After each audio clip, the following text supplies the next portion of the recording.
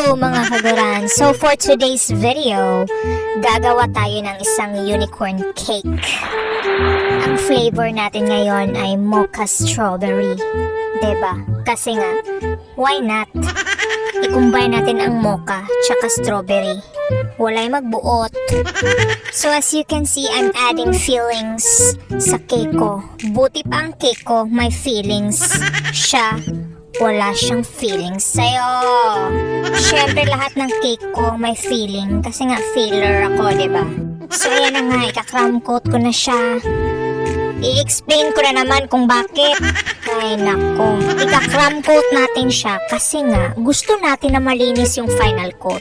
Pag hindi yan kinamcoat, syempre malalagyan ng mga crumbs yung final coating mo at ayoko nun, diba?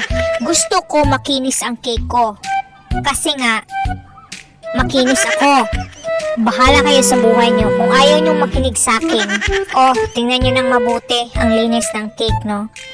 Pagkatapos niyang ma-chill sa chiller, if-final coat na natin yan. Ganyan, pakinisin mo. Hindi puro yan, ganyan ang pagpakinis ng cake. Dapat ample amount ng icing. Kasi kung hindi, makukot-kot yung mo, cake. Kaya dapat makapal yung icing. Hindi naman ganong kakapal ng yung makapal talaga na pareha sa mukha mo. Hindi. Lang, right amount of icing lang. Tapos yung kilid, ilimpyo mo. Ganyan. Tapos yung top, i-scrape mo para malinis yung edge. Tapos linisan mo na yung board. Ganyan. Tapos itong mga kailanganin natin, no? Ayoko ng baduy, kaya 2 shade lang ng icing yung ilalagay ko sa hair ng unicorn natin. Kailangan natin ng mata, sungay at tenga, pink at saka purple na icing. Let's roll. Watch and learn mga kaguran. Ayan na nga, i-hairdo na natin si unicorn. Ang ginamit ko nga kulay na 2 shade lang. Pink tsaka purple. Okay. So, I'm going to have this unicorn ponytail. Ponytail ba to? Fishtail. Ganyan-ganyan lang. Diba? Easy. Pagkatapos maubos yung pink na icing mo, ilagay mo na yun yung purple. Just fill in the gaps, yung mga bakante-bakante dyan. Lagyan nyo lang ng purple. Ganyan.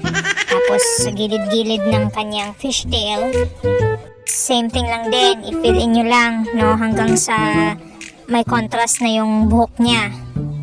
Pagkatapos nyo, ilagay niyo yung mata niya. You can have it upside down, parang umingiti siya.